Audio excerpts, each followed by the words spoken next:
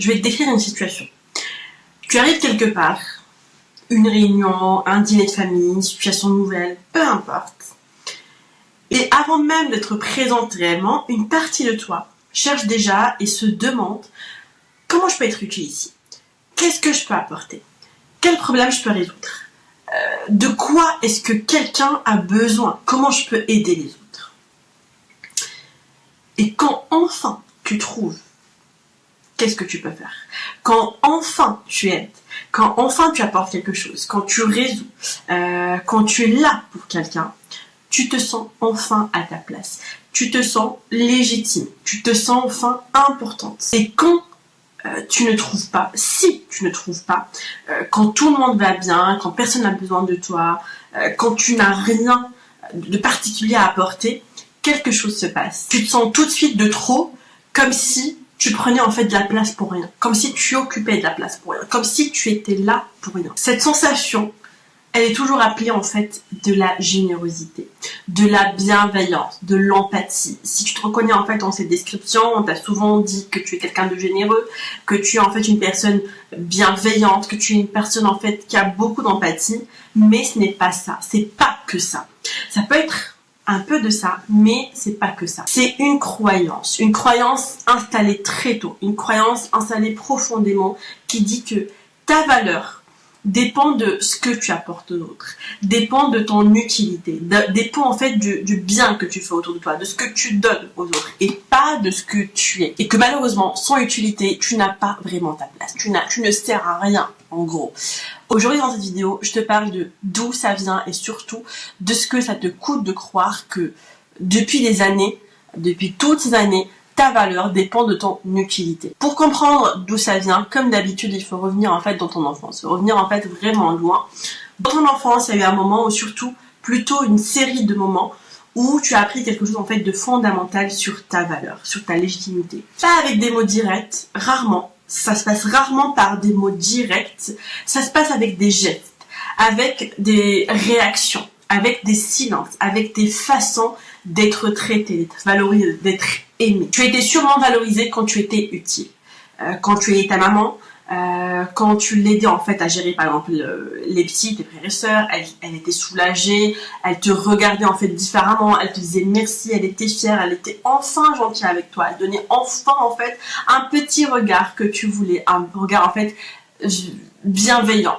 Quand tu t'occupais de tes frères et sœurs, on te félicitait, on te faisait en fait confiance, on te donnait en fait de la responsabilité encore plus et on te complimentait. Ah ben on peut compter sur toi. Ah mais t'es très mature. Ah mais qu'est-ce qu'on ferait sans toi? Quand par exemple tu résolvais un problème aussi, quand tu gérais une situation, quand tu existais en fait d'une façon particulière, et ben tu étais vu. Tu étais enfin vu. Tu comptais enfin. Tu avais enfin en fait ta place dans cette famille. Et quand tu avais juste besoin, et ben en fait tu n'avais rien du tout. Tu n'étais plus vu, tu n'avais plus en fait d'amour, tu n'avais plus en fait d'attention, tu n'étais plus vu. C'était pas de mauvaise volonté forcément, c'était pas de la méchanceté, c'était juste en fait que les adultes autour de toi avaient leur propre charge mentale, leur propre charge, leurs propres difficultés, leur propre absence, et quand toi tu avais besoin d'eux, mais genre vraiment besoin d'eux, ils n'étaient pas toujours là, pas toujours en fait disponibles, pas toujours capables de donner ce dont tu avais besoin. Et ton cerveau d'enfant a tiré une conclusion, comme d'habitude: quand je donne, j'ai ma place. Quand j'ai besoin, je dérange et je n'ai pas de valeur. Quand je donne, je suis valorisée, j'ai de la valeur. Je suis utile, donc en fait j'ai ma place dans ma famille. Mais quand j'ai besoin, eh ben je dérange et je ne sers à rien. Et en fait, cette conclusion, elle n'est pas restée dans ton enfance, elle s'est gravée profondément dans ta façon de te rapporter à toi-même et aux autres. Et aujourd'hui, en tant qu'adulte, tu la vis encore chaque jour sans même t'en rendre compte, en fait, dans un cercle vicieux où ta valeur dépend en fait de ce que tu donnes. Maintenant, on va voir en fait les formes que ça prend, parce qu'en fait cette croyance, elle se manifeste en fait un peu partout dans ta vie, et tu fais peut-être pas le lien entre ces formes-là du coup et ton besoin de te sentir utile pour te sentir en fait valorisé. La première forme, c'est que tu minimises tes besoins. Quand quelqu'un te demande, tu minimises. Tu dis c'est rien, je vais bien, t'inquiète pas pour moi, ça va aller, c'est pas grand-chose. Parce que pour toi, avoir des besoins, ça te place dans une position de celle qui reçoit. Et cette position-là, elle est inconfortable parce qu'en fait, elle ne justifie pas ta présence. Ça veut dire en fait que tu n'as pas ta place. Ça veut dire en fait que tu n'es présente pour rien, que tu sers à rien, en gros. Tu te sens coupable de ne rien faire, que tu es là et que c'est toi qui dépenses, c'est toi qui reçois. Deuxième forme, c'est que le repos pour toi n'est pas vraiment du repos. Il y a toujours une petite voix, il y a toujours cette petite voix qui te dit, bah, t'aurais pu faire quelque chose au lieu de te reposer, t'es en train de perdre ton temps, les autres avancent, toi tu fais rien, tu perds du temps, pourquoi en fait tu fais ça, lève-toi, tu peux peut-être en fait répondre à un mail, tu peux faire mieux que te reposer. Parce que pour toi, ne rien faire, ça veut dire être utile à personne.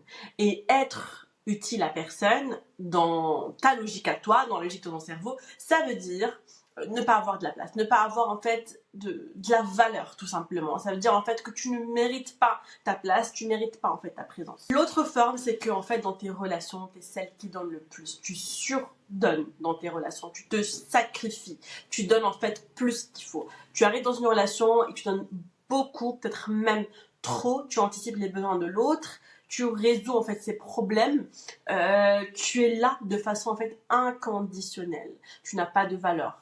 Ce que tu donnes n'a pas de valeur. Tu donnes parce qu'en fait, c'est comme ça que tu te sens valorisé. Donc en fait, tu donnes pas parce que on te respecte. Tu donnes pas parce qu'en fait, on te donne aussi. Non, tu donnes de manière inconditionnelle. Et c'est pas par amour, c'est pas seulement par amour, parce que donner, pour toi, c'est ce qui justifie en fait ta présence dans la relation, c'est ce qui justifie en fait ta valeur dans la relation, c'est ce qui justifie le fait de t'aimer ou pas. Et si tu ne donnes plus autant, une partie de toi se demande en fait si l'autre va rester, si l'autre ne va pas te quitter, si tu auras encore ta place dans cette relation-là. Donc en fait, tu continues à donner et à donner et à donner, tu te sacrifies et en fait, tu te rends compte qu'au final, cette relation, elle tient juste parce que tu donnes. Pas parce qu'en fait, c'est une relation, en fait, pas parce que vous vous aimez, mais parce que toi, tu donnes et l'autre, il est là pour prendre. L'autre forme, c'est que tu te valorises par tes accomplissements, par ton travail, ta réussite, ce que tu as accompli, ce que tu es capable de faire, ce que tu as acheté, ce qui t'appartient. Ce sont ces choses-là qui te donnent de la valeur dans ta tête, pas ce que tu es, mais ce que tu fais et ce que tu as réussi en fait à accomplir. Et quand les accomplissements ne sont pas là, quand tu traverses une période plus lente, moins productive ou une période un peu difficile, tu te sens moins bien, moins légitime, moins toi, moins valable, en fait, que tu sens en fait moins de valeur. L'autre forme, c'est tu as du mal à accepter les compliments sur ce que tu es. Tu as du mal en fait à accepter les compliments et c'est tellement inconfortable pour toi. Quelqu'un te dit tu es belle ou tu es drôle ou que ta présence en fait lui fait du bien et tu sais pas vraiment quoi faire avec ça. Tu sais tellement pas quoi faire avec ça que tu minimises, que tu dévies, que tu redis quelque chose en fait que tu as fait, quelque chose en fait de concret, d'utile, comme pour justifier en fait le compliment.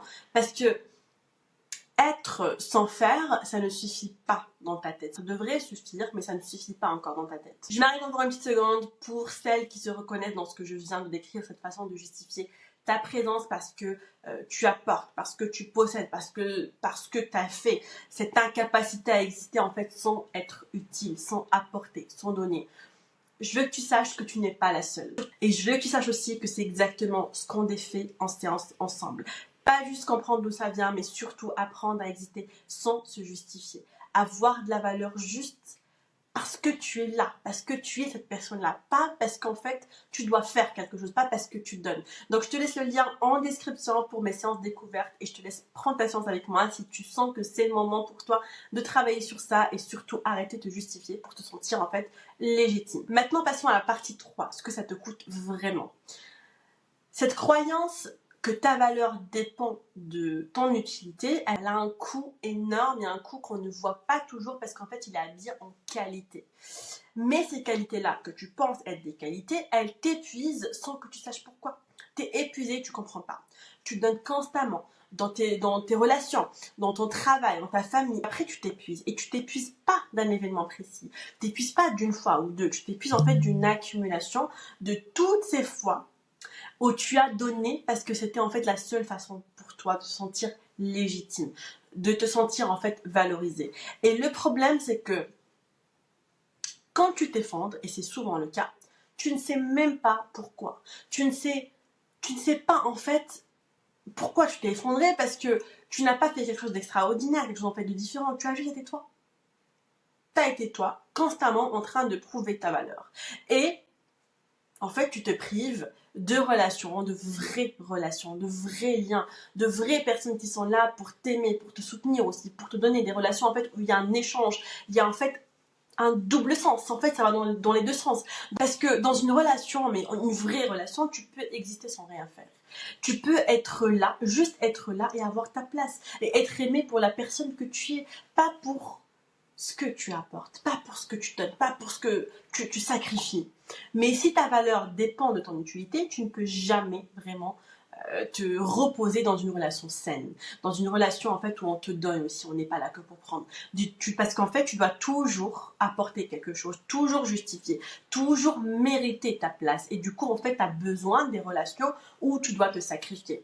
Et en fait, cette tension permanente, elle empêche en fait la vraie intimité, parce que l'intimité, c'est être vu pour ce que tu es, pas pour ce que tu fais, pas pour ce que tu possèdes. Ça veut dire que la personne en face de toi, elle sait même pas qui tu es finalement. Elle sait ce que tu lui donnes, ce que tu lui apportes dans une relation.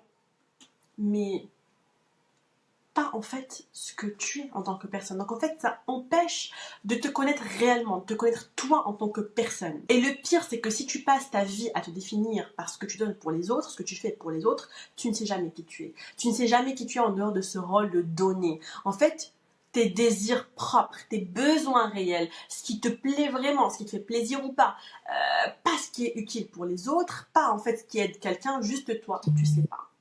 Et cette connaissance de toi-même, cette vraie connaissance, elle ne peut pas se développer quand tu es constamment en train de te mettre au service des autres. Tu ne peux pas, parce qu'en fait, tu vis pour ce rôle-là, tu vis pour donner, tu vis pour les autres. Et en fait, ça t'empêche de recevoir. Ça t'empêche de recevoir, en fait, l'amour, ça t'empêche en fait de recevoir des vraies relations, des vraies amitiés, de l'attention, des cadeaux, du soutien, de l'aide. Et tu peux pas créer des vraies relations. Si ta valeur vient de ce que tu donnes, recevoir crée un déséquilibre, un inconfort. Tu reçois quelque chose et immédiatement tu cherches comment rendre, comment équilibrer cette équation, parce que dans ta tête en fait c'est mathématique. Il m'a donné quelque chose, je dois lui donner, ou il m'a donné, je ne mérite pas, il faut que je lui redonne encore plus.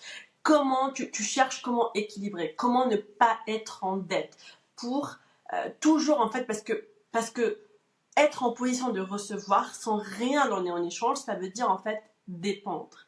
Et dépendre pour toi, c'est ne plus être utile. Si c'est toi qui dépends des autres, tu n'es pas utile, tu n'as pas de valeur. Si c'est les autres qui dépendent de toi, et ben en fait là, tu as de la valeur, tu as ta place dans la relation. Et du coup, dépendre te fait perdre ce qui justifie ta place, ce qui justifie en fait l'amour que tu dois recevoir. Ce qu'il faut que tu saches, c'est qu'en fait ta valeur, elle n'a jamais dépendu de ce que tu faisais. Ta valeur, elle existait avant que tu aides quelqu'un pour la première fois. Ta valeur, elle existait avant que tu te rendes utile pour la première fois. Avant que tu apprennes à anticiper les besoins des autres. Avant que tu apprennes à te sacrifier pour les autres. À te justifier. Elle existait quand tu avais encore 4 ans. Et que tu n'avais encore rien à prouver à personne. Rien à donner à personne. Tu avais déjà de la valeur. Elle existait dans ton regard curieux, dans ta façon en fait de ressentir les choses. Dans ta présence. Dans le fait d'être toi simplement, ta présence en fait dans le monde, ce que ton environnement t'a appris, que tu devais en fait mériter ta place, ce n'est pas une vérité sur toi, ce n'est pas une vérité sur ta valeur, ce n'est pas ce que tu es, ce n'est pas ce que tu mérites, c'est juste une limite de cet environnement-là qui ne savait pas te donner de l'amour inconditionnel. Pas parce qu'en fait tu ne méritais pas parce qu'en fait tu en fait n'avais pas ta place, mais parce qu'il ne savait pas comment, parce qu'en fait il n'arrivait pas. Et cette limite là tu l'as portée comme si c'était en fait la tienne, comme si c'était en fait une réalité sur toi, une vérité sur toi, une réalité, une vérité absolue, alors qu'elle ne l'est pas. C'est pas une vérité sur ta valeur. Tu mérites d'exister, pas parce que tu es utile, pas parce que tu apportes quelque chose à quelqu'un, pas parce que tu aides quelqu'un, pas parce qu'en fait tu donnes, mais parce que tu mérites ta place, et c'est comme ça, juste parce qu'en fait tu es là, parce que tu es présente, parce qu'en fait tu es la personne que tu es aujourd'hui. Et ça, tu n'as jamais vraiment eu la permission en fait de le croire. On t'a fait croire que pour être valorisé, pour avoir de la valeur, pour avoir ta place, il faut que tu prouves, que tu te sacrifies, que tu donnes et que tu ne penses pas à toi, alors que non. Alors là aujourd'hui je te donne cette permission là, je te donne en fait la permission de croire que ta valeur ne dépend de personne à part toi-même, elle dépend de ce que tu es aujourd'hui la personne que tu es, et tu mérites d'être là, tu mérites ta place parce que tu es là, parce que tu es cette personne là. Maintenant par où commencer? Vous allez me dire ouais c'est trop beau de parler de ça, mais comment faire en fait pour dissocier en fait les deux? Une chose concrète, une petite chose, vous savez, moi je donne en fait des petits exercices parce que ça n'a rien de commencer gros dès le début, c'est limite impossible. Cette semaine, trouve un moment où tu n'es utile à personne. Pas une journée entière, pas une semaine entière, mais un petit moment, une heure, une après-midi. Ne serait-ce en fait que 30 minutes, allez, juste 30 minutes. Et reste dedans, vis ce moment-là, traverse-le, vis cet inconfort-là. Ça va être inconfortable, il n'y a pas de souci, vis-le. Et surtout, observe ce qui arrive. La voix qui dit que tu prends du temps, la voix qui dit que tu devrais faire autre chose et que tu devrais te rendre un peu plus utile, l'inconfort de ne rien produire, l'envie de trouver quelque chose à faire pour justifier ta présence, pour justifier que tu as le droit aussi de te reposer. Ne combats pas cette voix-là. Ne combats pas, remarque-la, nomme-la. Ah, la voix dit que j'ai besoin d'être utile pour mériter ma place. Dis-la à haute voix, nomme ce qu'elle te dit. Parce que chaque fois que tu restes dans ce moment-là sans te rendre utile, sans produire, sans justifier, ton système nerveux apprend quelque chose de nouveau. Apprends que tu peux exister sans rien donner, sans rien faire, juste comme ça. Tu as le droit d'exister. Et je sais en fait l'exercice des 1 heure en fait à ne rien faire et à être sur un canapé, je l'ai déjà fait. C'est horrible. J'ai commencé par ça et je sais ce que c'est parce que je suis passée par là aussi. J'avais besoin de me sentir utile, j'avais besoin de porter mes relations, j'avais besoin de donner à tout le monde pour mériter ma place, mais j'ai commencé par là. Et ce petit exercice-là, aussi petit qu'il paraît, c'est le début de tout. Si tu t'es reconnu dans cette vidéo, si cette croyance que ta valeur en fait dépend de ton utilité, de ce que tu donnes, que tu veux commencer en fait à défaire ça vraiment, je suis là pour ça, tu n'es pas seule. Je t'invite à booker ta séance découverte avec moi, je te laisse le lien en description et à très vite pour un prochain épisode.